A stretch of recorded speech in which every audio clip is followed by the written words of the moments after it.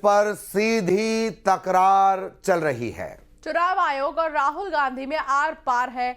Vote शुद्धिकरण को लेकर राहुल गांधी के आरोपों का आज चुनाव आयोग ने जवाब दिया। मुख्य चुनाव आयुक्त ज्ञानेश कुमार ने बिना नाम लिए राहुल गांधी पर निशाना साधते हुए बड़ा बयान दिया। उन्होंने कहा कि मतदाता सूची को लेकर चुनाव आयोग पर आरोप लगाए गए हैं, वो निराधार और झूठे हैं। अगर उनके पास यानी राहुल गांधी के पास अपने दावे का सबूत है तो 7 दिन के अंदर हलफनामा देना होगा, वरना उन्हें पूरे देश से माफी मांगनी होगी।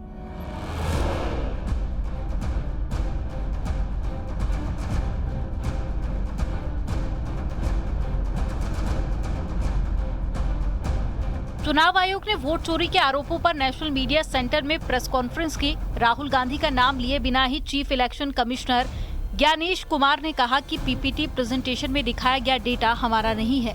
चुनाव आयोग का कहना है कि वोट चोरी के आरोपों पर हलफनामा दे या देश से माफी मांगे। 7 दिन में हलफनामा नहीं मिला तो आरोपों को निराधार समझा जाएगा। जो दुनिया के बड़े बड़े जनतंत्र जिसके लिए सोच सकते हैं, दुनिया का सबसे बड़ा जनतंत्र है भारत। दुनिया का सबसे बड़ी मतदाता सूची हमारे पास है, लगभग 90 करोड़ से 100 करोड़ के बीच में। सबसे बड़ी मतदाता सूची, सबसे बड़े चुनाव कर्मियों की फौज, सबसे ज्यादा मतदान करने वाले लोगों की संख्या, और इन सब के समक्ष, सारे मीडिया के समक्ष ये कहना कि अगर मतदाता सूची में आपका नाम एक बार और है तो आपने 2 बार मतदान किया होगा और कानूनी अपराध किया होगा, और मेरे सारे मतदाताओं को अपराधी बनाना और चुनाव आयोग शांत रहे, संभव नहीं। हलफनामा देना होगा या देश से माफी मांगनी होगी, तीसरा विकल्प नहीं है। आपके माध्यम से मैं ये भी कहना चाहता हूं, अगर 7 दिन में हलफनामा नहीं मिला तो इसका अर्थ ये सारे आरोप निराधार हैं।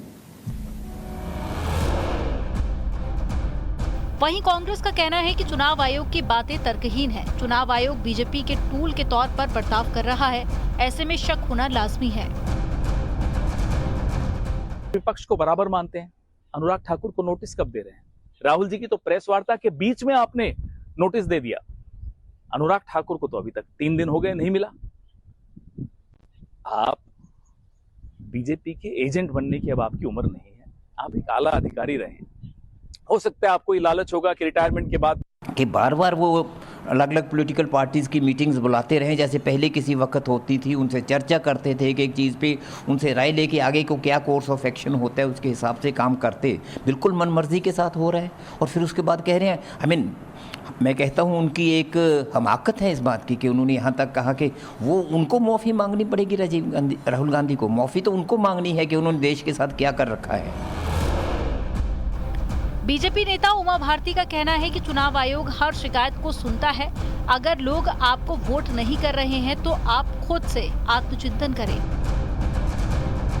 चुनाव आयोग हर कंप्लेन को सुनता है, इलेक्शन ऑब्जर्वर हर कंप्लेन पे कार्रवाई करता है। अब जनता ही आपको वोट नहीं दे रही है तो फिर तो इसमें आप आत्मचिंतन करिए ना कि लोग आपसे विमुख क्यों हो गए हैं। आप अपनी करतूतों को याद तो करिए कि लोग आपको वोट क्यों नहीं दे रहे हैं।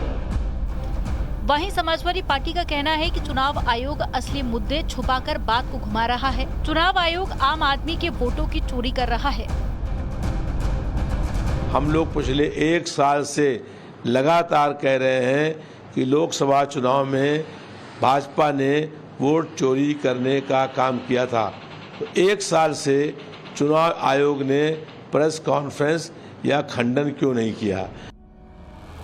मुख्य चुनाव आयुक्त ने कहा कि एक पीपीटी दिखाकर जिसमें चुनाव आयोग के आंकड़े नहीं है, गलत तरीके से विश्लेषण करना और ये कहना कि किसी महिला ने 2 बार मतदान किया है, ये बेहद गंभीर आरोप है। बगैर हलफनामे के ऐसे संगीन आरोपों पर चुनाव आयोग कार्रवाई नहीं कर सकता, क्योंकि ये संविधान और चुनाव आयोग दोनों के विरुद्ध होगा। Bureau report, news 18।